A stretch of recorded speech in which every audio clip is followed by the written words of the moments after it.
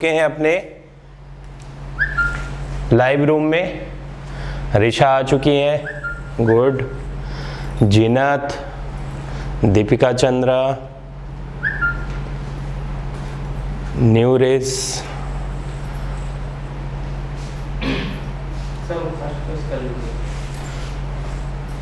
चलिए आज हमारा जो पार्ट रहेगा आज का लाइव सेशन का वो है इंडियन ज्योग्राफी।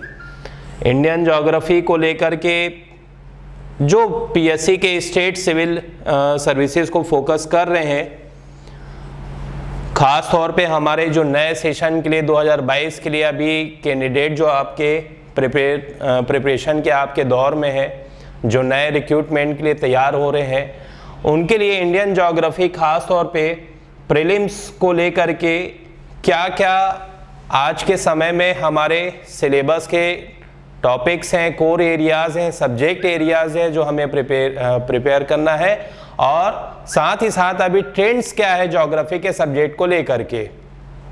ऑलरेडी अभी बहुत सारे बच्चे आ चुके हैं लाइव रूम में, good. Kushal Kuldeep, good evening. Manju Singh, good evening. Very warm good evening to all of you.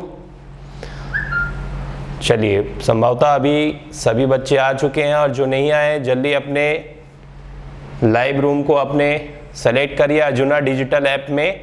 अब हम सीक्वेंस में देखिए, आज जो हमारा इंडियन ज्योग्राफी का सेशन है लाइव वीडियो में, पहले तो मैं आपको बताऊंगा कि हमारे प्रीलिम्स को लेकर के टारगेटेड आपके कौन से एरिया है जो आपको सब्जेक्ट के रूप में पढ़ना रहेगा।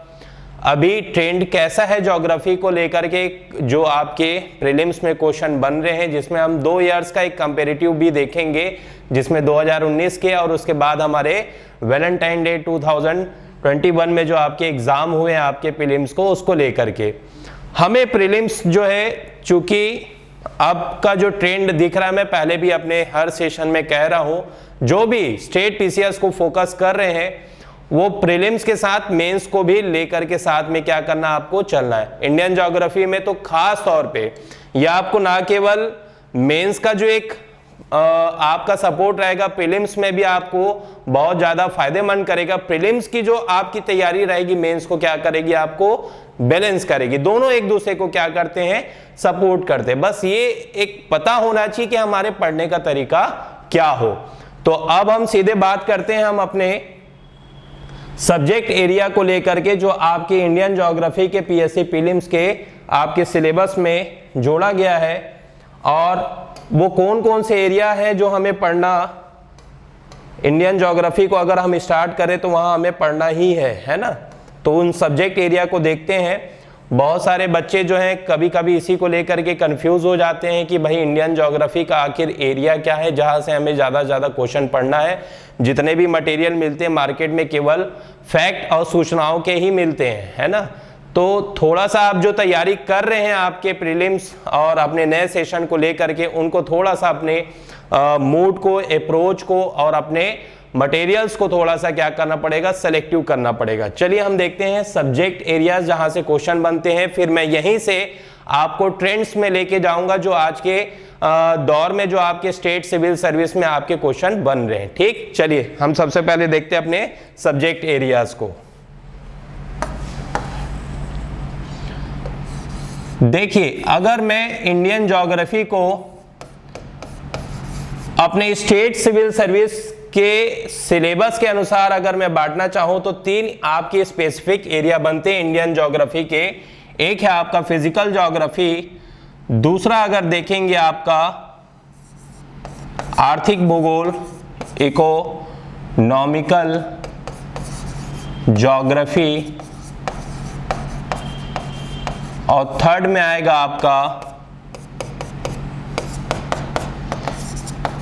एनवायरनमेंट। ये 3 सेलेक्टिव एरियाज हैं हमारे इंडियन ज्योग्राफी के, जो आपके इंडियन ज्योग्राफी के सबसे मोस्ट प्रोमिनेंट आपके सब्जेक्ट एरिया माने जाते हैं, जहां से हमें अपनी प्रिपरेशन करना है। फिजिकल ज्योग्राफी ऑफ इंडिया, ठीक। सेकंड में देखेंगे तो आपका आ जाएगा इकोनॉमिकल ज्योग्राफी यानी आर्थिक भूगोल, और थर्ड पार्ट जो रहेगा आपका क्या रहेगा, एनवायरनमेंट का रहेगा, ठीक। अगर 2019 की अगर मैं बात करूं आपके स्टेट पीसीएस प्रीलिम्स की, तो लगभग आपके 6 क्वेश्चन यहां से आपके बने हुए थे।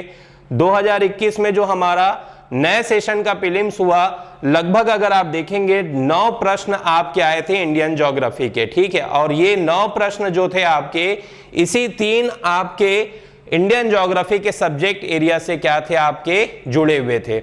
अब ये जो मैंने पूरे इंडियन ज्योग्राफी को आपके 3 पार्ट में आपको सब्जेक्ट एरिया के रूप में मैं आपको जो बता रहा हूं, अब हर सेक्शन के अंतर्गत कौन कौन से आपके सिलेबस के जो पार्ट हैं जो आपको पढ़ना रहता है, इसके बारे में मैं आपको बताऊंगा, ठीक। फिजिकल ज्योग्राफी यानी कि आपका भौतिक भूगोल, हमारे देश की जितने भी जियोग्राफिकल आपके रिलीफ फीचर हैं, भौतिक विशेषताएं हैं, वो सब किस में शामिल हो जाएंगी, आपके इस पार्ट में। जैसे अगर हम सबसे पहले इनिशियल जो बच्चे स्टार्ट करते हैं अपने बेसिक से ही, भारत की जो आपकी भौगोलिक अवस्थिति हो गई, भौगोलिक अवस्थिति या लोकेशन, जियोग्राफिकल लोकेशन हमारे भारत की, जिसमें आपके लेटीट्यूड और लॉन्गिट्यूडनल जो आपके स्पेसिफिक पार्ट बनते हैं। भारत की आपकी प्राकृतिक सीमाएं जो हैं, नेचुरल बाउंड्रीज, चाहे आपके लैंड एरिया से हो चाहे आपके जल सीमाओं से आपके जो घिरे हुए रहते हैं, ठीक है।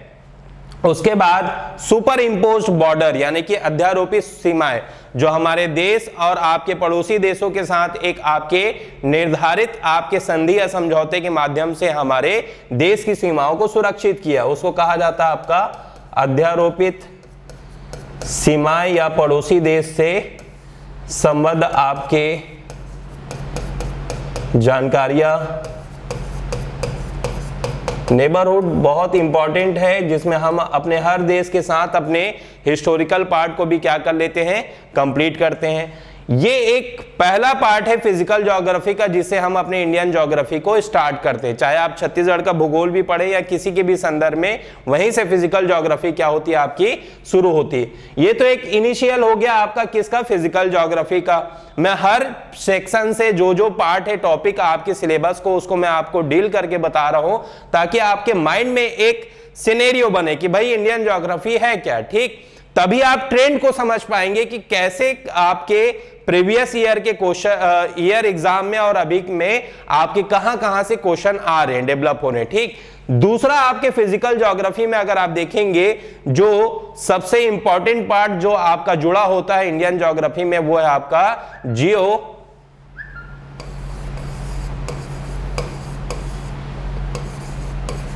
फिजिकल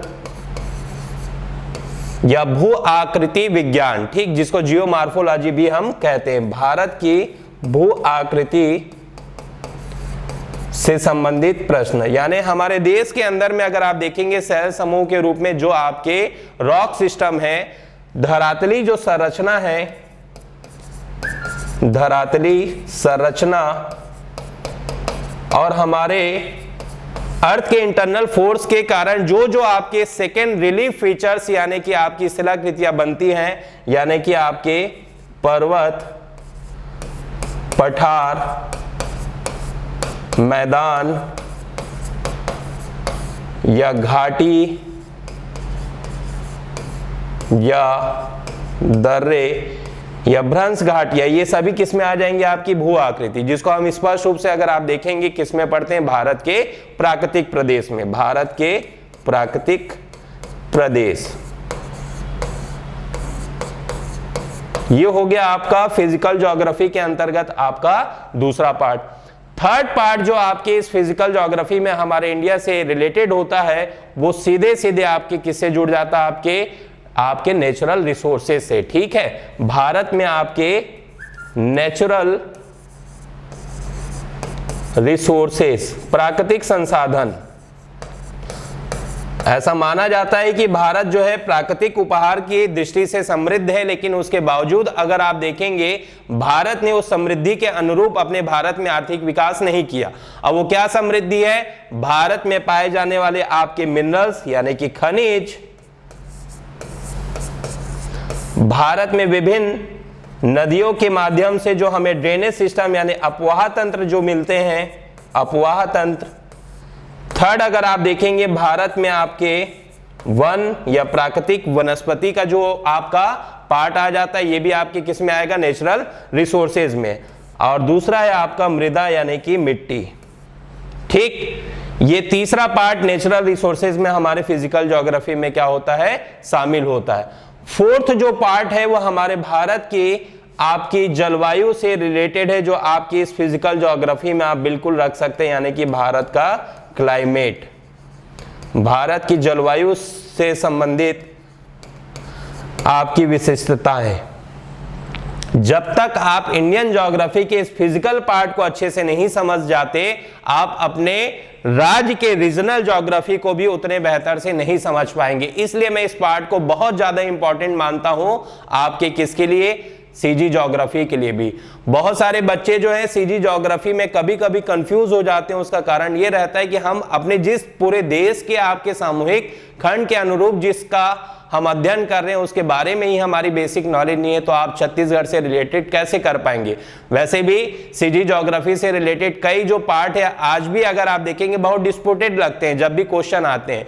अगर हमारा नेशनल लेवल पे आपके इंडियन ज्योग्राफी का ये पार्ट आपका क्लियर है, भारत की भौगोलिक अवस्थिति, अक्षांश, देशांतर, अध्यारोपित सीमाएं, आपका जियोफिजिकल जो भू आकृति विज्ञान है, धरातली संरचना, प्राकृतिक प्रदेश, पर्वत, पठार, नदी, घाटी, मैदान और प्राकृतिक संसाधन और जलवायु, तब आप अपने सीजी ज्योग्राफी को भी क्या कर सकते हैं? बेहतर सरल रूप से समझ सकते हैं। ठीक, यह हमारा किससे रिलेटेड हो गया? आपके फिजिकल ज्योग्राफी से। अब फिजिकल ज्योग्राफी के बाद जो दूसरा आपका पार्ट है इंडियन ज्योग्राफी में, वो कौन सा? आपका आर्थिक भूगोल। हमारे भारत में आर्थिक भूगोल अगर आप देखेंगे सीधे सीधे प्राकृतिक संसाधन से क्या हो जाता? आपका जुड़ जाता। अगर भारत में आपके खनिज हैं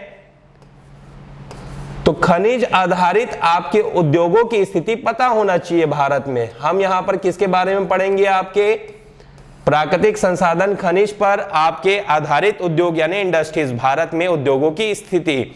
आपका लौह इस्पात उद्योग हो गया, आपका सीमेंट उद्योग हो गया, ठीक है, एल्यूमिनियम उद्योग हो गया, ये सब किस में आते हैं? आपके खनिज आधारित में। और ये बहुत बड़े स्केल के आपके इंडस्ट्रीज होती हैं जिसमें भारत सरकार के भी केंद्रीय उपक्रम यानी पीएसयू क्या होते हैं? आपके शामिल होते हैं। ठीक, खनिज के बाद देखेंगे तो आपके जीवाश्म ईंधनों में आपके गोंडवाना सेल समूह से जो कोयला मिलता है, आपका तापी ऊर्जा हो गया, आपके जो भारी परमाणविक जो आपके मिनरल्स पाए जाते हैं, आपके यूरेनियम हो गए, थोरियम हो गए, उस पर आधारित आपकी नाभिकीय ऊर्जा। यानी कि दूसरा जो आपका आर्थिक भूगोल में शामिल होता है वो कौन सा हो गया? आपका एनर्जी। बहुत इंपॉर्टेंट है, यहां से आपके अधिकांशतः क्वेश्चन बनते ही बनते हैं। उसके बाद मिट्टी पे अगर आप देखेंगे जितने भी प्राकृतिक हमारे भारत की जलवायु, मिट्टी के आधार पे हमारे भारत का सबसे बड़ा लाइवलीहुड बनता है आपका कृषि, एग्रीकल्चर एरिया। ये भी किस में आ जाएगा? आपके आर्थिक भूगोल में। तो ये तीन तो आपके सुपीरियर पार्ट हैं आर्थिक भूगोल के, इंडस्ट्रीज, ऊर्जा और आपका एग्रीकल्चर हो गया। अब इससे जुड़ा हुआ कुछ आप परिवहन को भी ले सकते हैं। जल परिवहन से जुड़ा हुआ बहुत कई आपके एक एक साल के गैप में देखेंगे तो प्रीलिम्स में यहां से क्वेश्चन हमेशा बनते ही रहे, आप उसको भी यहां पर जोड़ सकते हैं। ठीक, तो ये हुआ आपके इंडियन ज्योग्राफी के सब्जेक्ट का सेकेंड एरिया जिसको हम आर्थिक भूगोल के नाम से जानते हैं। थर्ड आता है आपका इन्वायरमेंट। ये बहुत ही आपका परंपरागत भाग है हमारे इंडियन ज्योग्राफी का, जहां से हमेशा ऐसा कोई भी प्रीलिम्स नहीं होगा जहां पर आपके इन्वायरमेंट से क्वेश्चन ना बनता हो। अब भारत के संदर्भ में तो हम देखेंगे, लेकिन वैश्विक स्तर पे आपके पर्यावरण, अगर मैं अभी कोविड की बात करूं तो हम मानव के द्वारा जो प्रकृति का दोहन किया गया, लॉकडाउन में सभी जो लोग रहे अपने घर में, जितनी भी इंडस्ट्रियल एक्टिविटी जो रुकी रही, उससे हमारे इन्वायरमेंट को आपका क्या मिला? पर्यावरण प्रदूषण सबसे कम हो गया। अब यही 1-2 महीने बाद देखेंगे फिर से हमारा पॉल्यूशन का लेवल क्या हो जाएगा? बढ़ जाएगा। पूरे वैश्विक स्तर पे ऐसा कोई भी कॉन्फ्रेंस नहीं होगा जो पर्यावरण को लेकर के आज के समय में आयोजित ना हो रहा हो। तो पर्यावरण और उससे जुड़े हुए जितने भी आपके पॉल्यूशन, प्रदूषण से जुड़ी हुई आपकी समस्याएं हैं, ये एक प्रोमिनेंट आपके क्वेश्चन के एरिया यहां तो रहते ही हैं। बायोडायवर्सिटी, पारिस्थितिकी यानी इकोलॉजी एक दूसरा पार्ट आ जाता है, ठीक है, पारिस्थितिकी, इकोलॉजी। और इसके अंतर्गत अब आपको यह जानना जरूरी है कि भारत में आपके पर्यावरण पारिस्थितिकी को लेकर के क्या स्थिति है। हम वन तो पढ़ते ही हैं आपके उसमें नेचुरल रिसोर्सेज में, फिर भारत में वन संरक्षण को लेकर के किए जाने वाले आपके प्रयास जो इंटरनेशनल प्रोटोकॉल के आधार पर बनाए जाते हैं। भारत में जैसे आपके नेशनल पार्क हो गए, आपके बायोडायवर्सिटीज हो गए, ठीक, भारत सरकार के द्वारा समय समय पर लाए गए जो भी रेगुलेशन के आपके जो पॉलिसीज हैं उसको भी हम यहां पर क्या करते हैं, शामिल करते हैं, ठीक। ये आपके सब्जेक्ट एरिया ना केवल पीएससी प्रीलिम्स बल्कि मेंस में भी क्या है आपके एज इट इज आपके जुड़े हुए हैं। और इन 3 सब्जेक्ट एरिया को अगर आप पढ़ रहे हैं तो प्रीलिम्स के साथ साथ हमें क्या करना है, मेंस के लिए भी पढ़ना। अब वो कैसे पढ़ना मैं आपको इसको ट्रेंड के आधार पे बताने का प्रयास करता हूं। ये समझ में आया सभी बच्चों को कि हमारे इंडियन ज्योग्राफी का मेन सब्जेक्ट एरिया क्या, आप 3 बड़े भागों में बांट लीजिए। देखिए जितना सरल हमारा एक ब्लू मैप रहेगा किसी भी सब्जेक्ट का, उतनी ही ज्यादा हमारी अप्रोच क्या हो जाएगा उस सब्जेक्ट में आपके बढ़ जाएगा। इंस्टेंटली हम उसको क्या करेंगे, ज्यादा जल्दी से ग्रैब कर सकते हैं, ठीक है। अब चलिए हम आते हैं ट्रेंड हमारे इंडियन ज्योग्राफी का, जो सामान्यता आपके प्रीलिम्स को लेकर के हमेशा आपके क्वेश्चन बनते भी हैं, ठीक है। अब मैं यहां ट्रेंड को लेकर के प्रीलिम्स को खास तौर पे फोकस करके इसे 2 एरिया में बांट देता हूं। Trends in geography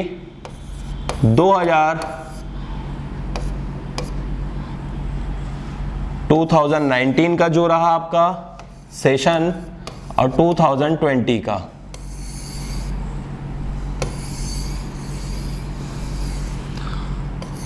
subject areas physical geography, जिसमें भारत के आपके इन सभी सब्जेक्ट एरिया से जो फिजिकल ज्योग्राफी से आने वाले जो क्वेश्चन रहे, ठीक है। सामान्यतः अगर आप देखेंगे जो 2019 या उससे पहले भी जो हमारा ट्रेंड रहा पीएससी प्रीलिम्स में फिजिकल ज्योग्राफी से जो सामान्यतः क्वेश्चन पूछे जाते थे वो आपके लोकेशन को लेकर के, यानी कि उनकी स्थिति कहां पर है भारत में, ठीक है। अब भारत में अगर स्थिति को लेकर के आपका क्वेश्चन पूछा गया 2019 में, तो आपकी शांत घाटी एक क्वेश्चन आया था। अब मैं क्वेश्चन भी बता देता हूं इस एग्जाम में जो आपके आए हुए थे 2019 के स्टेट पीसीएस के सेशन में। शांत घाटी कहां पर है, आपके वर्ल्ड का मोएस्ट प्लेस चेरापूंजी, इसके बारे में पूछा गया। भारत में कुछ स्पेसिफिक हेक्टेयर के आधार पे फसल देखेंगे तो कुछ राज्यों का ही क्या है आपका एक निश्चित आपका फसल उत्पादन व राज्य,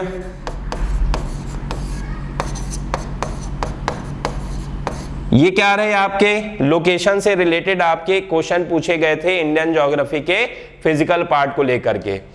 आर्थिक भूगोल से रिलेटेड अगर मैं देखूं आपके 2019 के एग्जाम में जो क्वेश्चन आए थे तो ये करंट बेस थे। इकोनॉमिकल ज्योग्राफी या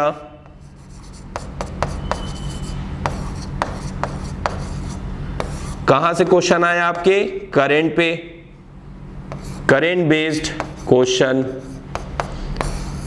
जैसे आपका पूछा गया था इंडस्ट्रीज में ही ले लेते, एयर इंडिया पर विनिवेश के लिए क्या प्रावधान किए गए। दूसरा पूछा गया था तत्कालीन समय में महारत्न कंपनियों की संख्या बताइए। ठीक, बड़े लार्ज स्केल की आपकी जो भारत की पीएसयू सेक्टर से इन सबसे रिलेटेड आपके करंट के तो पूछे ही जाते हैं। ठीक है, तो हमारा इकोनॉमिकल अगर ज्योग्राफी देखेंगे तो एक किस पे बेस्ड हो गया था, आपके करंट पे हो गया था। अब जो इसके बाद हमें देखना है इसमें, अब इसके बाद एनवायरमेंट को लेकर के क्या क्वेश्चन पूछे गए थे आपके 2019 के एग्जाम में। परंपरागत एनवायरमेंट से अगर आप देखेंगे तो परंपरागत ही कंजर्वेटिव आपके क्वेश्चन रहे जो हमेशा सामान्यता पूछे जाते। जैसे भारत में आपके वन संरक्षण को लेकर के राष्ट्रीय पार्क का आपका एक क्वेश्चन का फॉर्मेट बनाया गया था।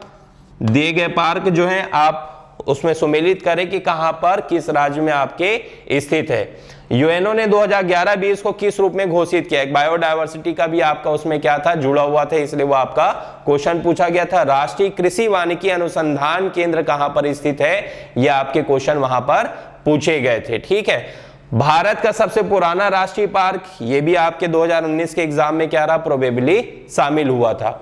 लेकिन जब मैं 2020 का ट्रेंड देखता हूं जो वैलेंटाइन डे पे किया गया था, अब ये जो नए दौर का प्रीलिम्स रहा, यहां पर क्वेश्चन का थोड़ा सा वेरिएशन बदला गया और एक नया पार्ट हमारे इसमें ज्योग्राफी में देखा गया जो पहले हम छोड़ते थे। ठीक है, ओरिजिन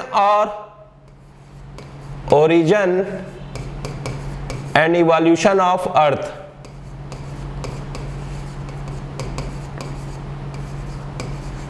या कॉस्मोलॉजी भी कह लीजिए, जिसमें हम ब्रह्मांड से जुड़े हुए कुछ आपके पहले जो क्वेश्चन के ट्रेंड रहते थे उनको पढ़ते थे। पहला तो आपका सौर मंडल से संबंधित प्रश्न पूछा गया है, यहां पर सौर मंडल से संबंधित कथन से रिलेटेड लगभग देखेंगे तो 9 क्वेश्चन आपके यहां पर बने 2020 के, 9 प्रश्न आपके ज्योग्राफी के। ठीक है, नया क्या आपका पार्ट जुड़ गया यहां पर, origin and evolution of cosmology. ये भी एक ब्रांच होती है आपके ज्योग्राफी के जहां से क्वेश्चन आपका पूछा गया था। दूसरा अगर आप देखेंगे हमारा जो इकोनॉमिकल जो आपका पार्ट रहा, इसमें आपका एग्रीकल्चर को फोकस किया गया। जूट की खेती से रिलेटेड आपका एक क्वेश्चन पूछा गया, जिसमें जूट की खेती के लिए आदर्श जलवायु को लेकर के स्टेटमेंट बनाया गया था। आपके किस राज्य में आपके आते हैं और किस श्रेणी का जूट भारत में आपका होता है। उसके बाद तीसरा क्वेश्चन भी आपके इसी एग्रीकल्चर से जुड़ा हुआ था, लेकिन कथन कारण में, जिसमें कृषि जलवायु और कृषि पारिस्थितिकी को लेकर के आपका क्या किया गया था, कृषि जलवायु व पारिस्थितिकी को लेकर के एक स्टेटमेंट का आपका क्वेश्चन बनाया गया। ये थर्ड क्वेश्चन हो गया। तीसरा अगर क्वेश्चन मैं देखूं नेचुरल रिसोर्सेज में ही आपका जो आपका इससे बनने वाला क्वेश्चन था वो आपके मृदा से पूछा गया था।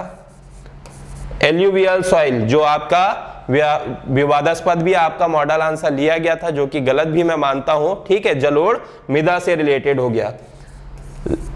पांचवा 6 और 7 3 जो आपके रहे वो इन्वायरमेंट को लेकर के सीधे सीधे क्वेश्चन पूछे गए। ग्रीन हाउस गैस से रिलेटेड एक आपका क्वेश्चन बना,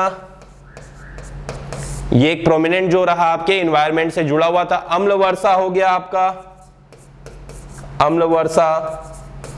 और भारत में आपके बायोस्फीयर रिजर्व के क्षेत्रफल के घटते क्रम में एक क्वेश्चन बनाया गया था। अब यहां पर सीधा कच्छ की खाड़ी को नहीं पूछा गया था। ठीक है, आपके सुंदरवन का हो गया, मन्नार की खाड़ी, कंचनजंगा, पचमढ़ी, ऐसे 4 बायोस्फीयर रिजर्व को लेकर के क्या किया गया था, क्वेश्चन का फॉर्मेट बनाया गया था। तो इन्वायरमेंट आपके 3 क्वेश्चन हो गए लगभग। अगर आप देखेंगे इकोनॉमिकल ज्योग्राफी में हमारा एग्रीकल्चर जो रहा आपका वो सीधे सीधे डिप्यूट किया गया था। नेचुरल रिसोर्सेज में आपके मृदा को वहां से क्वेश्चन पूछा गया था। और इकोनॉमिकल में एक और भी पूछा गया था, गैस पाइपलाइन का जो था आपका क्वेश्चन, जिसमें आपके भारत के गैस पाइपलाइन की आपकी उसकी कैपेसिटी के आधार पे उसके इंटेंशन को पूछा गया था। सीधे सीधे अगर आप देखेंगे एरिया तो वही रहे, लेकिन प्रश्न पूछने का तरीका थोड़ा क्या कर दिया गया, आपका विश्लेषणात्मक किया गया और आपके एनालिसिस के आधार पे आपके उन प्रश्नों को बना करके प्रीलिम्स के ज्योग्राफी के 9 क्वेश्चन ने अपना एक अलग स्टैंडर्ड बनाया। ठीक, अब जो बच्चे प्रीलिम्स की तैयारी कर रहे हैं अपने पीएससी को लेकर के, आपको एक चीज जो ख्याल रखना है अपने फर्दर अपने प्रिपरेशन को लेकर के, अगर आप पीएससी प्रीलिम्स पढ़े तो इन 3 एरिया की जितनी भी सूचनाएं हैं जो मैंने आपको बताया है, उन सूचनाओं को आप प्रीलिम्स के लिए बिल्कुल पढ़िए, लेकिन साथ में आप इसको क्या करिए, मेंस को पढ़िए। जब आप मृदा पढ़ते हैं मेंस में, तो भारत में सॉइल के स्ट्रक्चर को लेकर के और उसके मृदा अपरदन इरोशन को लेकर के क्या पैटर्न है, इसको आप क्या करते हैं, बेहतर तरीके से समझते हैं। जब आप प्रीलिम्स में प्राकृतिक प्रदेश में केवल 4 भौतिक प्रदेश पढ़ते हैं, लेकिन जब आप मेंस में पढ़ते हैं तो हिमालय से जुड़े हुए जितने भी आपके जियोग्राफिकल स्ट्रक्चर के आपकी जो स्पेसिफाइड है उसको आप क्या करते हैं, विशेष रूप से पढ़ते हैं।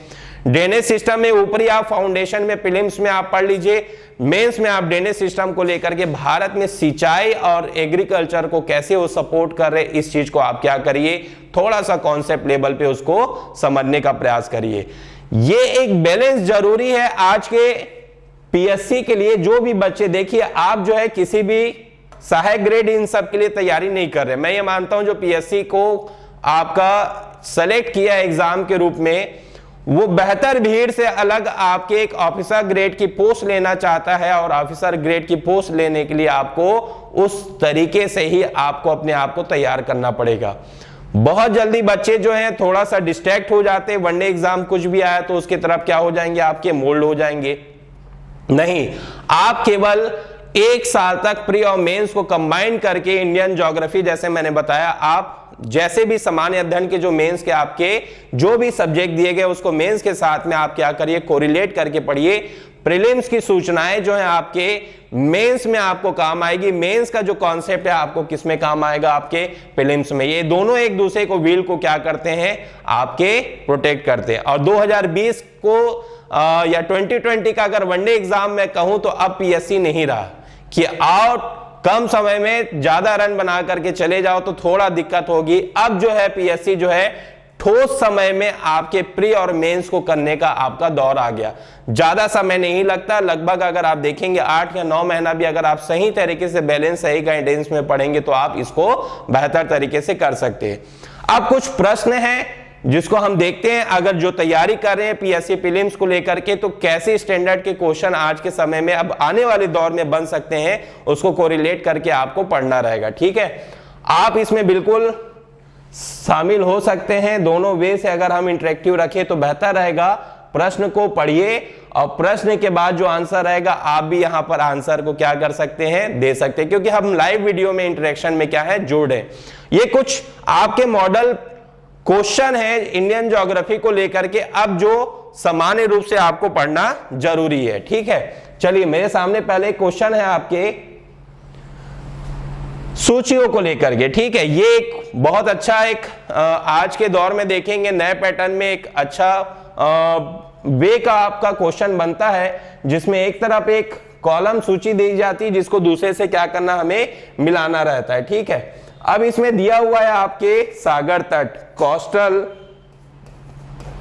रीजन, और उनको राज्य से मिलाना। जैसे गोपनीय आपका सागर तट हो गया, लासेंस बे सागर तट हो गया, देवबाग सागर तट और सिंक्रीम सागर तट। इन सागर तटों को हमें क्या करना है, इस कूट के साथ में मिलाना है कि इसमें से कौन सा आपका संबंधित सागर तट किस राज्य में जुड़ा है। तो ये एक प्रकार से लोकेशन बेस्ड क्या है आपका क्वेश्चन है।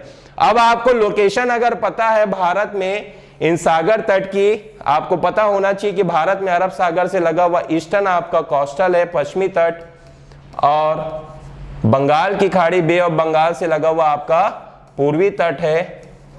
अब आप इसको डिवाइड करके यहां पर क्या कर सकते हैं, बना सकते हैं। ज्योग्राफी में मैपिंग बहुत जरूरी है। अगर आपके लोकेशन से रिलेटेड कोई भी प्रश्न है, तो अगर आप पढ़ रहे हैं भारत में कोई भी आप जियोग्राफिकल रीजन, प्राकृतिक प्रदेश पढ़ रहे हैं, हिमालय हो गया या प्रायद्वीपीय घाट, उससे जुड़े हुए जितने भी रिलीफ फीचर हैं, अगर आप उसको मैप के माध्यम से अपने कॉपी में लोकेट कर लेते हैं तो वह आपके एक माइंड मैप में क्या हो जाता है, बैठ जाता है। ये सबसे अच्छी तैयारी करने का तरीका है जो हमें ज्योग्राफी में करना चाहिए। ठीक है, तो गोपनीय सागर तट, लॉसेंस बे सागर तट, देवबाग, सिंक्रीम, अब इनमें से अगर दो भी आपको पता है तो आप इसको क्या कर सकते हो, बेहतर तरीके से बना सकते हैं। चलिए क्या होना चाहिए इसका आंसर, आप भी इसमें क्या है, आमंत्रित है। चलिए इनमें से एक का मैं बता देता हूं, ये बहुत फेमस है आपका गुजरात का गोपनीय सागर तट हो गया, और लॉसेंस बे जो है आपका रॉयल सीमा का आंध्र प्रदेश का है। ठीक है, ये सागर तट हमारा कहां पर है, आपके आंध्र प्रदेश से लगा हुआ है। अगर हम लॉसेंस देवबाग को देखेंगे तो ये आपका जुड़ा हुआ किससे, आपके कर्नाटक से जुड़ा हुआ है, ये कर्नाटक हो गया आपका। और सिंक्रीम को अगर आप देखेंगे तो ये आपके गोवा से रिलेटेड है, बहुत फेमस रहा अभी के दौर में। ये आपके क्या हो गए, लोकेशन बेस्ड आपका इंडियन ज्योग्राफी का क्वेश्चन हो गया। कुछ आंसर भी दे रहे हैं, नी ने डी कहा, ठीक, किसी ने प्रयास तो किया, ठीक। चलिए नेक्स्ट क्वेश्चन में आप लोग ऑप्शन को बकायदा बताइएगा, ठीक है। चूंकि ये लोकेशन बेस्ड है इसलिए मैंने सीधे सीधे आपको बता दिया इसको। अब नेक्स्ट क्वेश्चन है, उत्तर से शुरू करके दक्षिण की ओर नीचे दी गई पहाड़ियों का सही क्रम बताइए, ठीक। मैं आपके लिए एक थोड़ा सा यहां पर मदद कर देता हूं कि ये जितनी भी आपकी हिल्स एरिया को बताया गया ये आपके पूर्वी घाट से जुड़ी हुई है, ठीक है। यह आपका पूर्वी घाट, पूर्वी घाट देखेंगे तो आपके साउदर्न में तमिलनाडु, आपका आंध्र प्रदेश, उड़ीसा, मुख्य रूप से 3 कोस्टल स्टेट आपके इसमें क्या हो जाते हैं, शामिल हो जाते हैं। अब दिया गया है उत्तर से दक्षिण, यानी यहां पर क्या हो गया आपका नॉर्थ, नॉर्थ से लेते हुए आपको कहां पर बढ़ना है, साउथ में बढ़ना है। इन पहाड़ियों का क्रम आपको जमाना है। अगर आपके पास कॉपी है तो बाकायदा लिख सकते हैं, नल्लामलाई, नीलगिरी, जवाड़ी और अन्नामलाई, ठीक है। बहुत सारे बच्चे साउदर्न जो आपके टर्मिनोलॉजी उसमें कंफ्यूज होते हैं, भाई नल्लामलाई कहाँ, अन्नामलाई, फिर एक अनाईमुड़ी भी आ जाता है, ठीक है। लेकिन बहुत फेमस आपकी पर्वत श्रेणियां हैं, ठीक। चलिए आप इसमें बता सकते हैं कि हमारा सही क्रम क्या होना चाहिए।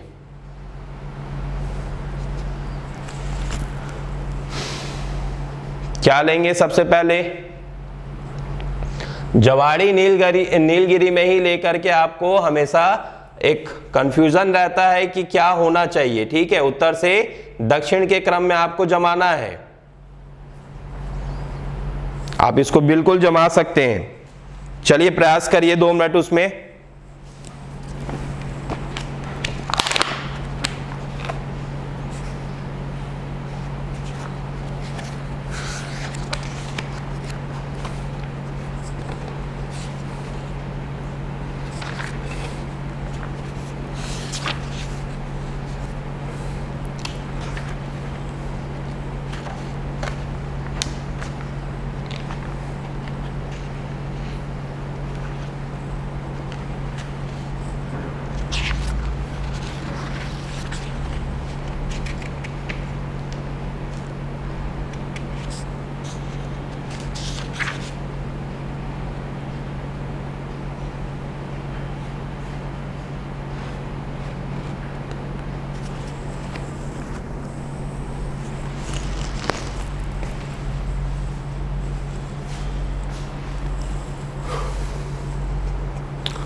देखते हैं कौन कौन अपने आंसर्स को दे चुके हैं। विकास ने सी, कौशल ने बी, ऐश्वर्या सी, सैयदा सी, GRB गर्भ सी, सतीश बंजारे सी।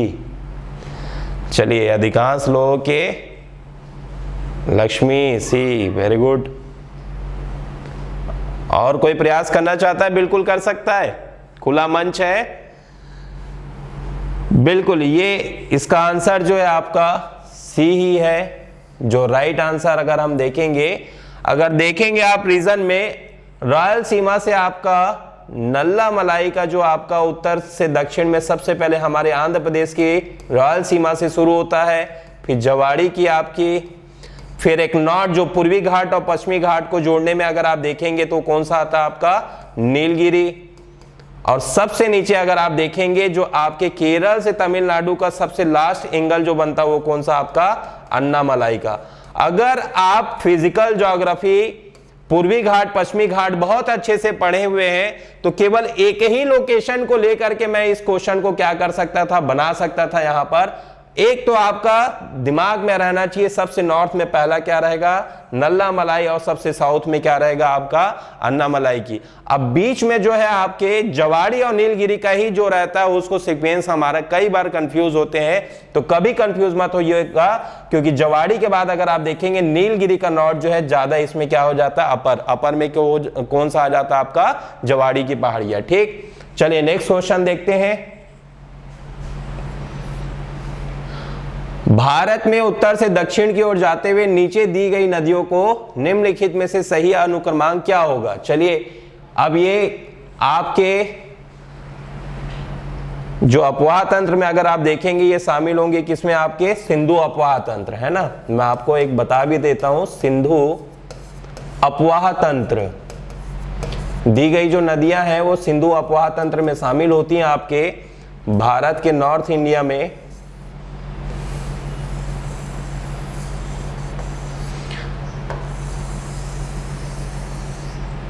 यह आपका लद्दाख रीजन हो गया,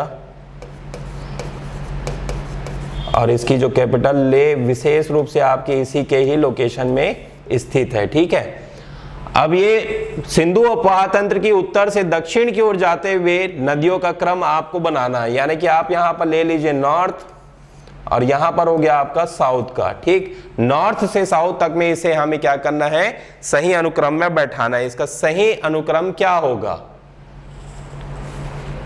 चलिए बना सकते हैं, कोई गलत भी नहीं है। पंचनद तो आप जानते ही होंगे, सभी बच्चे इसको बनाइए, है ना। पंचनद क्षेत्र में देखेंगे तो झेलम, चिनाव, रावी, व्यास, सतलज।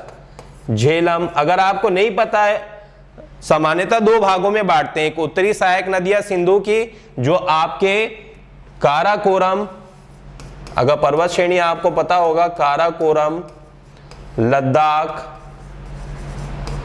जास्कर, और यहीं से आपकी अगर आप देखेंगे इसमें सिंधु का एक उत्तरी जो आपके अफगानिस्तान से, अफगानिस्तान की रीजन की जो नदियां इसमें आपकी श्योक हो गई, सिगार हो गई, ये सब क्या होती है आपकी जुड़ती है। दक्षिण में अगर आप देखेंगे पंचनद, झेलम, चिनाव,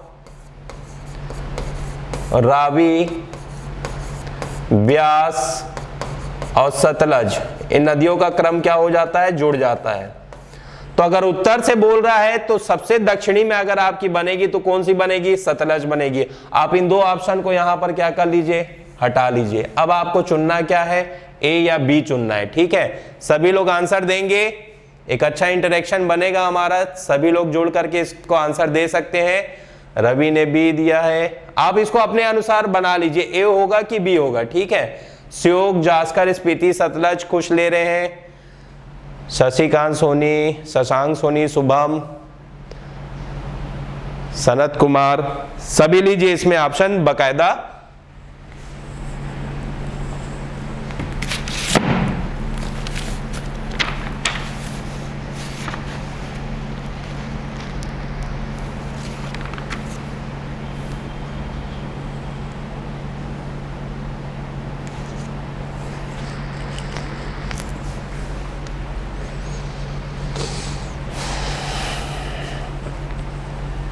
चलिए, अधिकांश लोगों की ध्वनि जो दिख रही है मेरे को बी ही दिख रही है, और इसका बी जो है आपका सबसे परफेक्ट आंसर है। देखिए काराकोरम की अगर उत्तरी में देखेंगे तो आपकी श्योक जो है, जास्कर श्रेणी और स्पीति, ये तीनों आपकी किसमें हो जाएंगे, आपके नॉर्दर्न में।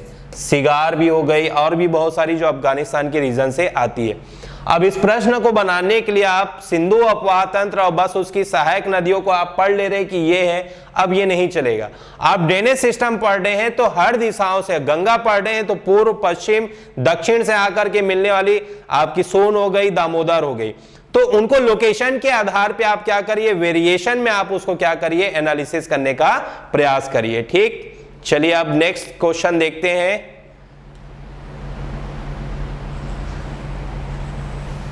उम्मीद है कि आप सभी लोगों को रोमांच बन रहा होगा इंडियन ज्योग्राफी के क्वेश्चनों को देख के। एक इन्वायरमेंट से रिलेटेड है, वेटलैंड, यानी कि भारत में आपकी आर्द्र भूमि। ठीक है, प्रश्न यहां पर दिया हुआ है भारत की आर्द्र भूमि, बहुत इंपॉर्टेंट है, रामसर सम्मेलन के भी अभी हाल ही में भारत की आपकी कई वेटलैंड एरियाज के आपके नए साइट्स को क्या किया गया, आपका जोड़ा गया, जैसे उत्तराखंड का हो गया, आपका शासन का हो गया। ठीक है, आर्द्र भूमि के संबंध में कथनों पर विचार करना है। आपके दो स्टेटमेंट दिए हुए हैं, पहले और दूसरे, और इसके आधार पे आपको क्या करना है, अपना ऑप्शन चुनना है, कौन सा कथन सही है। बस एक चीज आपको पता रहनी चाहिए कि दिए गए कथनों में कौन सा आपका सही है, आपको सही कथन यहां पर चुनना है। ठीक है, चलिए आप लोग अपने तरफ से कर सकते हैं प्रयास। हम 1 मिनट का समय ले सकते हैं सभी के बनाने के लिए। देखिए, पहला दिया हुआ आर्द्र भूमि के अंतर्गत देश का कुल भौगोलिक क्षेत्र अन्य राज्यों की तुलना में गुजरात में सबसे अधिक है। इस कथन का सीधा सीधा अर्थ यह कह रहा है कि भारत में दिए गए आर्द्र भूमि के अंतर्गत देश के कुल भौगोलिक क्षेत्र का अन्य राज्यों की तुलना में देखेंगे तो गुजरात में अधिक है, यानी गुजरात में आर्द्र भूमि का क्षेत्रफल क्या है, आपका सर्वाधिक या अधिक है अन्य राज्यों की तुलना में। दूसरा, भारत में तटीय आर्द्र भूमि का कुल भौगोलिक क्षेत्र उसके आंतरिक आर्द्र भूमि के कुल भौगोलिक क्षेत्र से अधिक है। भारत में आर्द्र भूमियां अगर आप देखेंगे तो एक आपके कोस्टल प्लेन में, यानी कि पश्चिमी और पूर्वी तटीय मैदान में, और भारत के आंतरिक जो झील के आपके जो क्षेत्र है, क्योंकि आर्द्र भूमि क्या है, एक जलमग्न आपका आर्द्र भूमि का क्षेत्र जो आपके संभवतः 12 माह तक आपके जल से क्या रहते हैं, संपर्क से जुड़े रहते हैं। तो इंटरनल जो आपका वेटलैंड एरिया है वो आपके भारत के तटीय आर्द्र भूमि के कुल क्षेत्रफल से क्या है, आपका अधिक हो जा रहा है। यहां पर ये आपका दूसरा स्टेटमेंट है, यानी तटीय क्षेत्र में आर्द्र भूमि का भौगोलिक क्षेत्रफल अधिक है किसकी तुलना में, आंतरिक आर्द्र भूमि के अंतर्गत। ये कथनों को समझना बहुत जरूरी है। ठीक है, चलिए देखते कौन कौन अभी तक आंसर दिया है इसमें। चलिए सोचिए, बनाइए। विकास बी, फनेंद्र बी, ठीक है, केवल 2 सही ले रहे हैं आप लोग। शुभम बी ले रहे हैं, उदय गुप्ता बी, यानी इनके अनुसार ये कहने के कि भारत में तटीय आर्द्र भूमि का कुल भौगोलिक क्षेत्र आंतरिक आर्द्र भूमि के कुल भौगोलिक क्षेत्र से अधिक है। चलिए और भी देखते हैं। अभी फाइनल आंसर मैं आपको बताऊंगा थोड़ी देर में। यही तो क्यूरियोसिटी रहती है। हम जब पढ़ते हैं अपने रेगुलर सेशन में, उसके बाद अगर आप 15-20 मिनट उससे रिलेटेड टॉपिक से रिलेटेड क्वेश्चन बना लेंगे तो आपकी प्रोडक्टिविटी पता चल जाएगी कि आपने 1 घंटा जो पढ़ा है उसका कुछ सॉल्यूशन निकला है कि नहीं निकला है। मगर यहां होता है क्या है, पढ़ने को ही बहुत बड़ा आदर्श मान लिया जाता है। मैं इसको गलत मानता हूं। आप स्टेट सिविल सर्विस में है तो चाहे प्री में हो चाहे मेंस में, आपको प्रैक्टिस मस्टली करना जरूरी है वहां पर। चलिए, रूपाली ठाकुर ने सी, सतीश बंजारे सी, नी ओनली 2 बायो डायवर्सिटी अधिक होगी। चलिए, तो मैं इसका आंसर आपको बता दूं कि इसका दिया गया जो है भारत में वेटलैंड एरिया में अगर आप देखेंगे कुल भौगोलिक क्षेत्र के अंतर्गत गुजरात का जो है आपका अधिक बनता है। इसमें केवल एक सही है, क्योंकि भारत के कोस्टल की तुलना में इंटरनल अगर आप देखेंगे आर्द्र भूमि का क्षेत्र वो क्या है, सर्वाधिक आता है। रामसर के आप उसमें देखेंगे सूची में तो भारत के आंतरिक भूभाग के जितने वेटलैंड एरिया हैं उनके सर्वाधिक आपके एरिया क्या होते हैं, उसमें शामिल होते हैं। ठीक है, तो इसका जो आंसर होगा वो क्या होगा, केवल ए होगा। ठीक, अब चलिए नेक्स्ट हम अपने क्वेश्चन को देखते हैं। इससे रिलेटेड और 2-3 क्वेश्चन है जो मैं आपके लिए आज के इंडियन ज्योग्राफी के सेशन में रखा हूं। चलिए, जब आप हिमालय की यात्रा करते हैं तो आप निम्नलिखित किसको देखते हैं, यानी कि यहां पर ये सीधा सीधा पूछा जा रहा है कि हिमालय के भौतिक प्रदेश में जो रिलीफ फीचर्स हैं, स्थलाकृतियां हैं, वो कौन कौन सी प्रोमिनेंट दिखाई देती है। गहरे खड्ड हो गए, इसको आप गॉर्ज भी कह सकते हैं, गॉर्ज। यू घुमावदार नदी मार्ग, ठीक है, रिवर पासेस। यहां गॉर्ज में आपके गहरे महाखड्ड हो गए, यू घुमाव वाले आपके नदी मार्ग। समानांतर पर्वत श्रेणियां जैसे काराकोरम हो गई, लद्दाख हो गई, जास्कर हो गई। भूस्खलन के लिए उत्तरदायी तीव्र ढलान की प्रवणता, यानी कि आपके भूस्खलन के लिए अगर आप देखेंगे पश्चिमी घाट, ये आपके मेंस में भी क्वेश्चन आया था आपका, ये प्रोबेबल बन सकता है, एक फिजिकल उससे रिलेटेड पूछा जाता है मेंस में कि हर भौतिक प्रदेश में आपके कुछ विशेष फीचर्स हैं जिसको लेकर के, जैसे पश्चिमी घाट, प्रायद्वीपीय भारत की अधिकांश नदियां जो है आपके पूर्वी तट की ओर यानी बंगाल की खाड़ी की ओर विसर्जित होती हैं, इसका क्या कारण है? ये आपके 30 वर्ष में आपका क्वेश्चन आया था, ठीक है। इस क्वेश्चन से एक बहुत अच्छा मैसेज है जो आप सभी लोग अभी समझ सकते हैं जो तैयारी कर रहे हैं, ठीक है। चलिए, इसमें दिया गया है अब इस हिमालय के तरुण वलित पर्वत या नवीन मोरदार पर्वत के साक्ष्य कहे जा सकते हैं। इनमें से आपको जब हिमालय की यात्रा करने पे आपके दिखाई देते तो हिमालय के वलित होने के जो साक्ष्य हैं कि आप क्यों कहते हैं हिमालय को नवीन मोरदार पर्वतमाला, उसके साक्ष्य के अंतर्गत इनमें से किन किन को आप इसमें शामिल करेंगे। चलिए, जो मेंस की मेरी क्लास में पढ़े रहते हैं वो इन सब क्वेश्चनों का ऐसे ही 1 सेकंड में बना लेते हैं, बहुत आसान रहता है। प्रीलिम्स में भी बहुत अच्छे डेप्थ से हम पढ़ते हैं अपने अर्जुना में।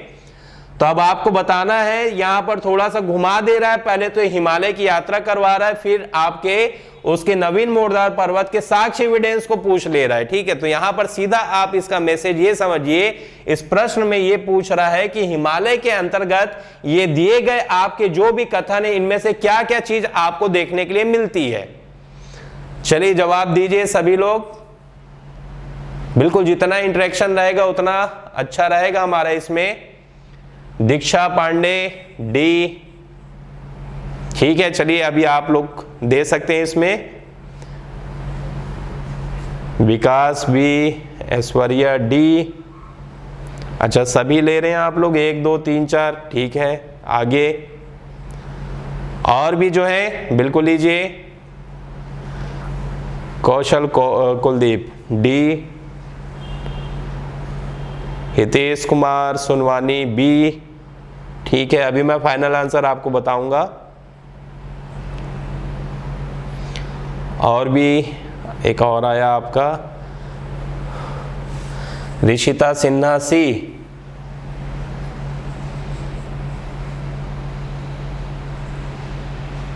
चलिए मैं अब फाइनल आंसर आप लोगों को बताता हूं तो ज्यादा बेहतर रहेगा। इसमें ज्यादा डिलेइंग होना दिमाग में प्रेशर डालता है, वैसे भी बॉयलर बहुत गर्म रहता है प्रतियोगियों को, ठीक है। मैं बॉयलर को ज्यादा बढ़ाना नहीं चाहता हूं, मैं ठंडा करना चाह रहा हूं।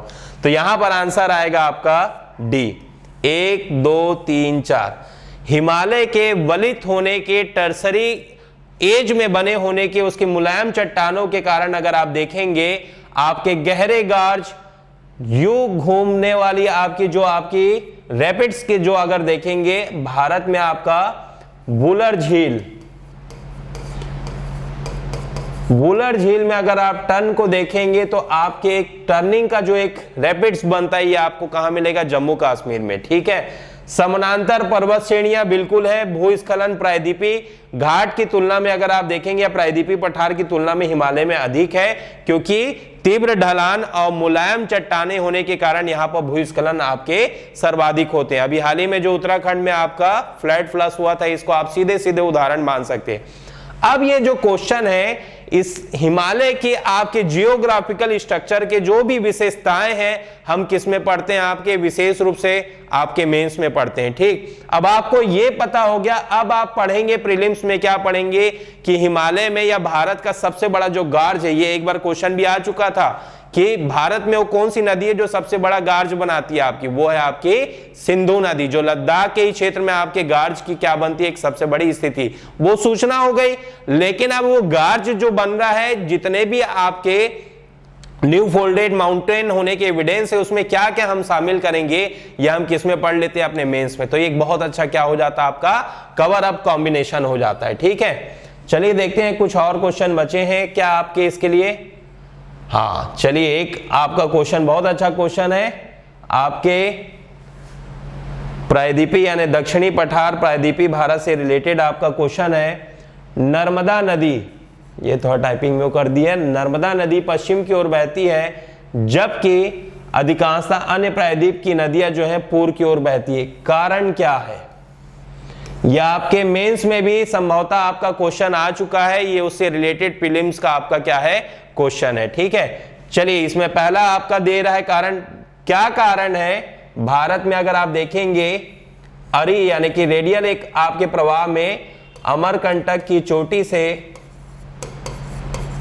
3 नदियां निकलती है। एक नर्मदा जो पश्चिम की ओर बहती हुई आपके खंबात की खाड़ी में विसर्जित होती है, दूसरी उत्तर की ओर प्रवाहित होते हुए हमारे छत्तीसगढ़ के उत्तरी भाग के सभी सहायक नदियों को लेकर के गंगा में आपके बिहार के पटना क्षेत्र में मिलती है, और एक है आपकी जोहिला।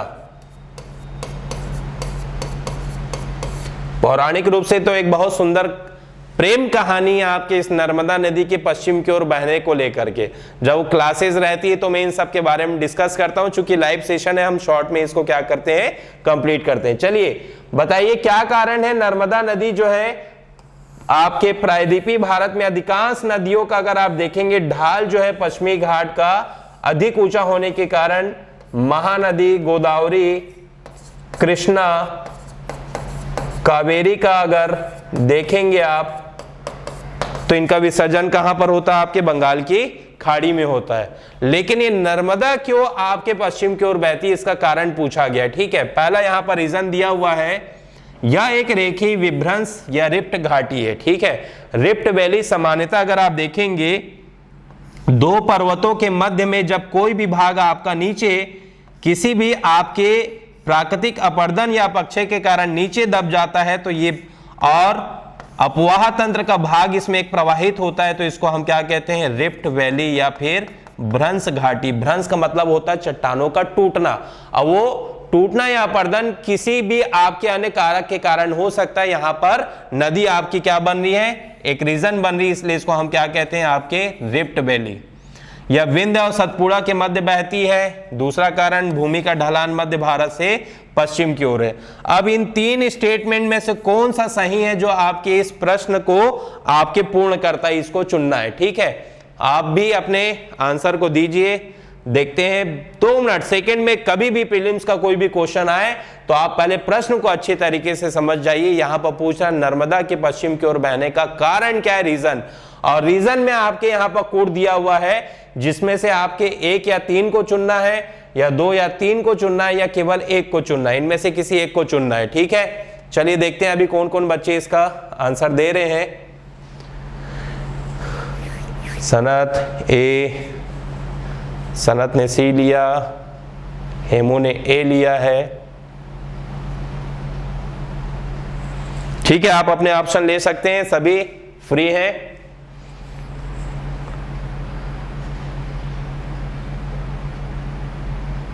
शुभम सी, ऐश्वर्या ए, सतीश सी। मुझे देख के अच्छा लग रहा है कि सभी कैंडिडेट जो हैं बिल्कुल आपके एक्टिव होकर के अपने आंसर को रिप्रेजेंट कर रहे हैं यहां पर। और ऐसी क्यूरियोसिटी और जिज्ञासा, रुचि होनी चाहिए। पढ़ाई में तभी मजा है जब उसमें एंजॉयमेंट होना चाहिए। मैं उस पढ़ाई को गलत मानता हूं जो बोझिल हो। ठीक है, अब पढ़ाई बोझिल तभी होती है जब बच्चों को पता नहीं होता क्या करना है, कैसे करना है। और जब यही पता चल जाए तो हमारा समय कैसे गुजर जाता है ये हमको पता भी नहीं चलता है। चलिए, उर्मिला ने डी लिया है। चलिए मैं आपको आंसर बताता हूं। इसका सबसे परफेक्ट, अगर आपको यहां पर एक रीजन लेना है कि नर्मदा पश्चिम की ओर क्यों बहती है, तो यहां पर इसका दिया हुआ सबसे प्रमुख कारण है जो मैंने आपको शुरू में भी बताने का काम किया था। एक मैंने आपको क्लू भी दे दिया था, यह एक रेखीय विभ्रंश यानी रिफ्ट घाटी में क्या है आपकी प्रवाहित होती है। नर्मदा के पश्चिम के तरफ के प्रवाह को बनाने में इस पर्टिकुलर रिफ्ट वैली का सबसे बड़ा योगदान माना जाता है, जो लगातार आपके नर्मदा नदी के आपके इस विभ्रंश घाटी में आपके प्रवाह को क्या करता है, आपका निर्धारित करता है। भूमि का ढलान मध्य भारत से पश्चिम की ओर, ऐसा कोई भी आपके ढलान की प्रक्रिया यहां पर नहीं है। ये जरूर है कि विंध्य और सतपुड़ा के मध्य है, लेकिन इस दोनों पर्वतों के मध्य में नर्मदा का जो आपके बहने का सबसे बड़ा कारण है, उसके द्वारा एक रेखीय यानी कि रेडियल आपका क्या बना लेना, आपका विभ्रंश घाटी बना लेना। ठीक, चलिए आज बहुत सारे मैंने क्वेश्चन आपको बताए हैं। आप जो भी तैयारी कर रहे हैं आप ऐसे स्टैंडर्ड के प्रश्नों को करिए। अब वो तथ्यात्मक युग चला गया पीएससी के लिए, थोड़े से अवधारणात्मक प्रश्नों को आप अपने क्या करिए, प्रैक्टिस सेट में शामिल करिए, जिससे आप बेहतर तरीके से प्रीलिम्स के, अब 8 से 9 क्वेश्चन आपके 2020 के सेशन में प्रीलिम्स में आए, ये अपने आप में क्या है, बहुत बड़ा सेक्टर है। ज्योग्राफी हमेशा अपना बड़ा सेक्टर रखता ही है, 6 या फिर 9 तो आपका वेटेज रहेगा। अब जो बच्चे अभी लाइव वीडियो में जुड़े हुए हैं, आपको जो भी में से कोई क्वेश्चन पूछना है इंडियन ज्योग्राफी को लेकर के प्रीलिम्स में, अगर कोई भी आपको दिक्कतें आ रही हैं तो आप में से अभी यहाँ पर क्रॉस क्वेश्चन पूछ सकते हैं, तो मैं आपको बिल्कुल यहाँ पर गाइड कर सकता हूँ। एक लाइव होने का एक दूसरा आपका जो फायदा मिल रहा है, सभी बच्चे अपने जो भी दिक्कतें हैं इंडियन ज्योग्राफी सब्जेक्ट को लेकर के प्रीलिम्स में आप में से पूछ सकते हैं। ठीक, मेंस में भी पूछ सकते हैं, क्योंकि मेंस भी मेरा ही सब्जेक्ट रहता है यहाँ अर्जुना में। चलिए, आपके कोई डाउट्स हैं तो मेरे से पूछ लीजिए। अब हम डाउट्स को लेकर के थोड़ा बातचीत कर लेते हैं। सनत ने पूछा, सर इंडियन ज्योग्राफी के लिए ऑथेंटिक बुक बताएं सर। सनत, आपको मैं एक अगर सलाह देना चाहूं, चूंकि कॉन्सेप्ट अगर आपको क्लियर करना है तो आप 11th एनसीईआरटी की 2 बुक को ले लीजिए, एक फिजिकल इन्वायरमेंट की और दूसरी आपकी फंडामेंटल ऑफ ज्योग्राफी की। ठीक है, 11th की ये बुक जो है आपको बहुत ज्यादा सपोर्ट करेगी। चलिए मैं इसको यहां लिख देता हूं, 11th एनसीईआरटी की क्लास 11th की। ठीक, इसकी 2 बुक्स आपको इजीली मिल जाएंगी, कहीं पर भी मिल जाएंगी। फिजिकल इन्वायरमेंट हो गया आपका, हिंदी में भी अवेलेबल है, इंग्लिश में भी। फिजिकल इन्वायरमेंट और दूसरा है आपका फंडामेंटल्स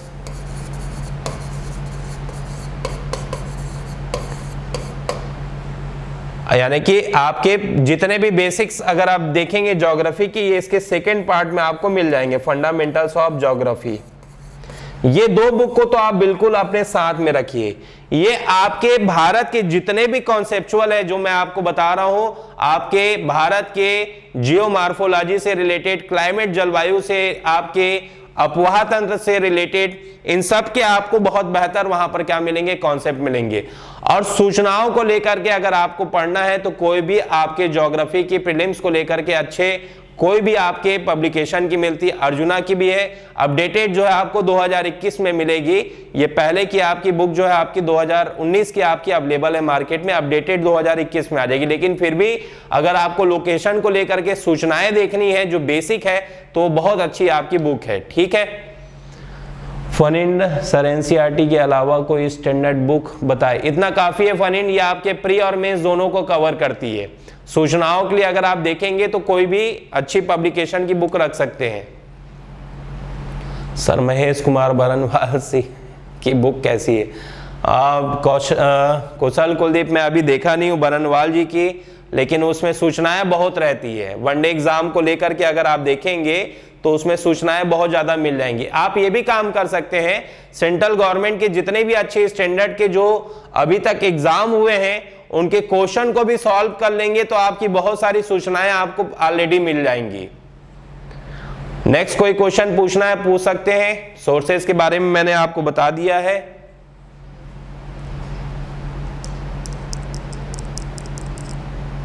और किसी के क्वेश्चन? ज्योग्राफी पढ़ें तो मैपिंग बहुत जरूरी है। ठीक है, आप जब तक मैप के माध्यम से, खास तौर पे आपका जो जियोमॉर्फोलॉजी ऑफ इंडियन ज्योग्राफी है, जिसमें हम भारत के प्राकृतिक प्रदेश, आपके विभिन्न अलग अलग जो रिलीफ फीचर्स पढ़ते हैं, आप उसको अपने कॉपी में क्या करिए, बाकायदा बनाइए। कॉपी में उसका रिलेटेड, अगर हिमालय तो केवल हिमालय का भाग बनाइए।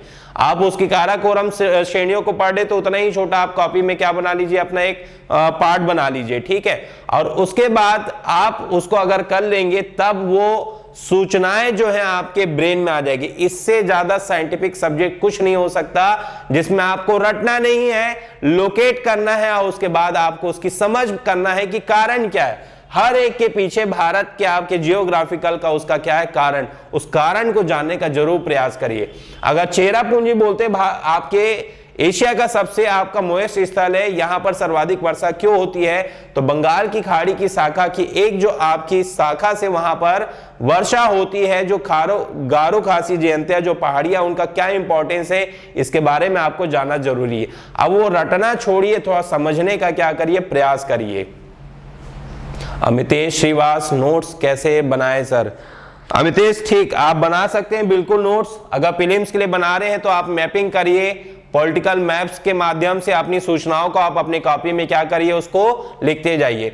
मेंस के लिए अगर बना रहे हैं तो मेंस में आप उसके कॉन्सेप्ट को ज्यादा से ज्यादा क्या करिए, डील करने का प्रयास करिए। जैसे मैंने अभी मेंस में भी इंडियन ज्योग्राफी में मैंने डील किया था, पश्चिमी विक्षोभ के बारे में बताइए, तो उसके कारण को आप बताइए। भारत की उष्णकटिबंधीय जलवायु से जुड़े हुए जो आपके तथ्य हैं, क्या प्रभावित करते हैं, वो मेंस में आप डिटेलिंग में बनाइए। प्रीलिम्स के लिए आपका क्या होना चाहिए, शॉर्ट में आपका नोट्स होना चाहिए। एनी अदर क्वेश्चन कोई पूछना चाहता है, बिल्कुल पूछिए। किसी को कोई डाउट हो? वैसे भी हम लगभग 1-1.25 घंटा जुड़ जा रहे हैं लाइव वीडियो से, ये एक बहुत अच्छी बात है, क्योंकि ऐसी हेक्टिक शेड्यूल रहता है अभी कॉम्पिटिटर लोग का।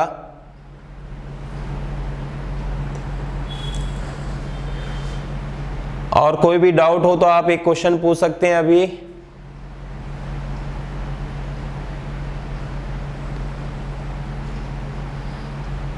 Amritesh Shrivas, thank you sir, very interesting class. धन्यवाद अमृतेश, आप लोग ही इसको ज़्यादा रोचक बनाते हैं, मैं तो बस एक माध्यम हूँ यहाँ पर। एक स्टूडेंट ने आपके एमसीक्यूज के बारे में पूछा, मल्टीपल क्वेश्चन के लिए कौन सा आंसर ले ले, तो आपके स्टेट से रिलेटेड जो आपके वनडे एग्जाम के हो चुके हैं, खासतौर पे पीएससी के, उसके भी बहुत सारे आपके हर बिलासपुर में तो आपको मिल जाएंगे अधिकांश जो आपके शॉप्स हैं, जहां पर कोई भी आपकी पब्लिकेशन की अच्छी जो आपकी बनाई हुई जो रिलेटेड आपके हैं उसको आप ले लीजिए।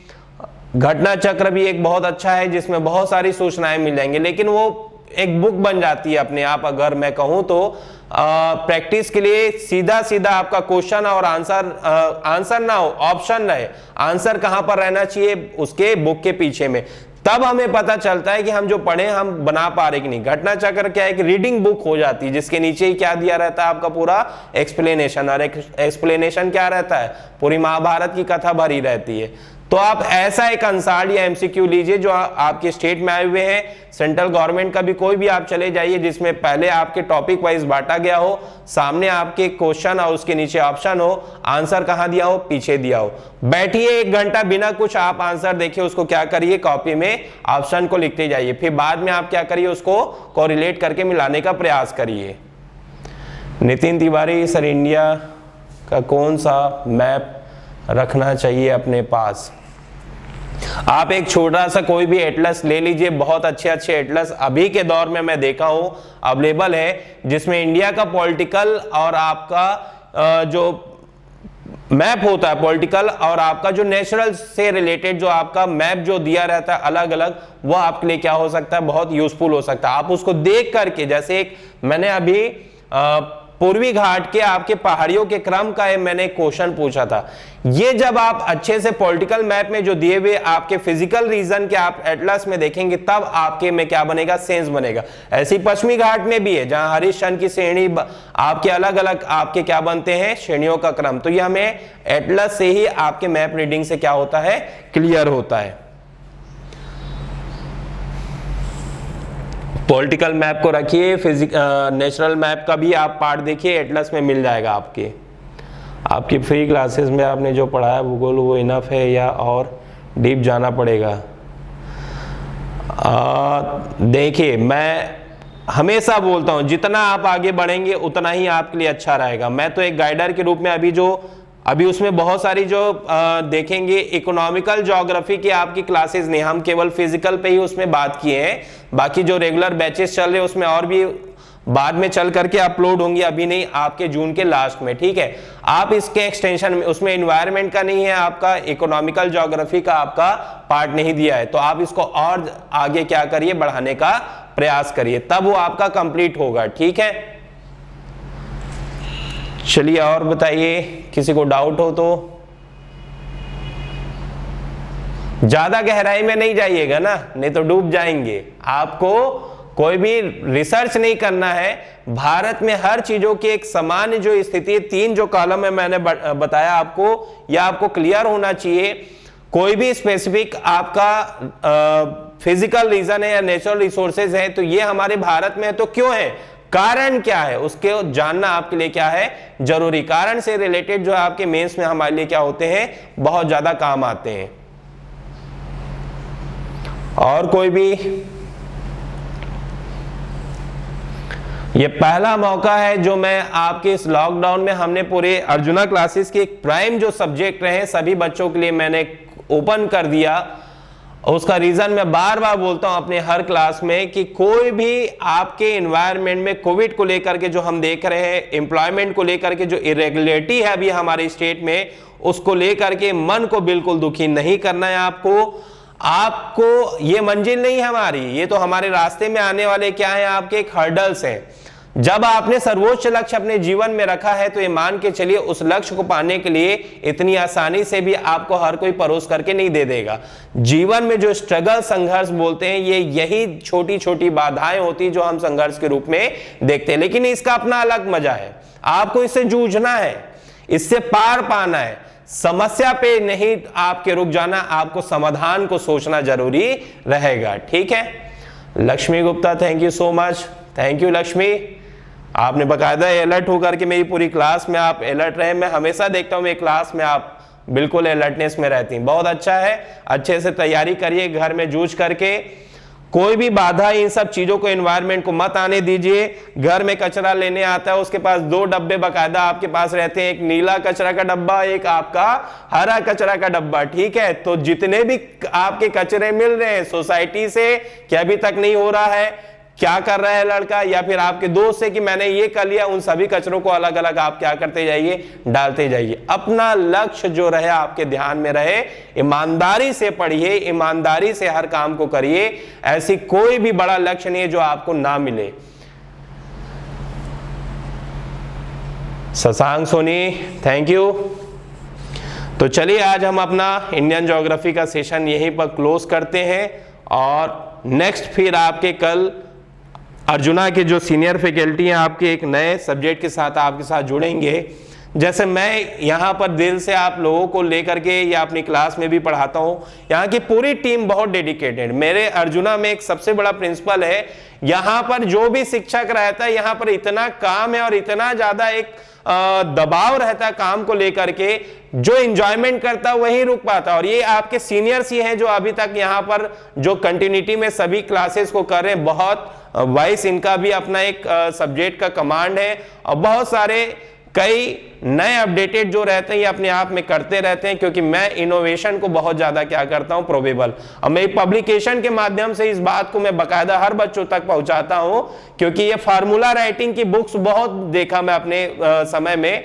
बुक्स तो वो होती है जो आपके पूरे महासागर को आपके कॉन्सेप्ट में क्या कर दे, आपके समराइज कर दे, प्रिसाइज, और वहीं से क्या हो आपके क्वेश्चन बने। ज्योग्राफी हो गया, हिस्ट्री हो गया, इकोनॉमिक्स, इसमें तो अधिकांश चीजें फार्मूला राइटिंग में मिलेगी। लेकिन मैं जब करंट को लेके आता हूं तो एक करंट में ही पूरे 6-7, अभी जो आपके 2021 में जो आपका प्रीलिम्स हुआ, ये मान के चलिए इतना वल्नरेबल पार्ट 1 रहा, लेकिन करंट को लेकर के बच्चों को निराशा नहीं हुई। अर्जुना के अधिकांश आपके 4-5 क्वेश्चन से वहां आप बिल्कुल बना के आए थे। वही चीज में पढ़ाने में और यहाँ पर संस्थान के सभी जो टीम मेंबर है, हम मिल करके उस इनोवेशन को करने का प्रयास करते। कोविड के भी समय में आपके स्टूडियो आने से मैं बिल्कुल अपने आप को नहीं रोक पाता था। घर में भी बोलते थे कि इतना ज्यादा पेंडेमिक बढ़ा हुआ है, सोसाइटी का कोई आसपास का नहीं जो आपका इफेक्ट ना हो। लेकिन मैं अप्रैल के बाद भी रेगुलर आकर के आपके वीडियो बनाने का अपना क्रम नहीं तोड़ पाया था, क्योंकि पैशन अपने आप में इतना रहता है कि किसी चीज से नहीं। बाकी मैं अपने वैक्सीनेशन को, हर चीज को लेकर के क्या रहा, अपना अलर्टनेस रहा। ऐसा भी ओवर कॉन्फिडेंस आप लोग को नहीं होना है, ठीक है। और सभी लोग वैक्सीन जरूर लगवा लीजिए। मेंस के लिए आपसे कैसे कांटेक्ट करूं? फनिंद कुमार। वैसे अगर आप बैच शेड्यूल में आ जाएंगे, कोई भी आपको डाउट होगी फनिंद, वहां पर बकायदा एक आपका नंबर दिया हुआ है, आपको जो भी डाउट है रिलेटेड आप उसमें भेज दीजिए नंबर में, वो सूचना डायरेक्ट मेरे पास आ जाएगी, तो मैं आपको वहां पर कन्वे कर दूंगा। वैसे जब भी ऑफलाइन में कुछ शुरू होगी तो आप मेरे हेड, अगर बिलासपुर में है तो हेड ऑफिस आकर के भी मिल सकते हैं, आपका स्वागत है। चलिए फिर आज लाइव सेशन को हम यहीं पर क्लोज करते हैं और सभी को शुभ रात्रि, सबा खैर, खूब खाइए, पढ़िए, सोइए और मस्त रहिए। यही हमारा क्या होना चाहिए? नारा होना चाहिए। Okay bye.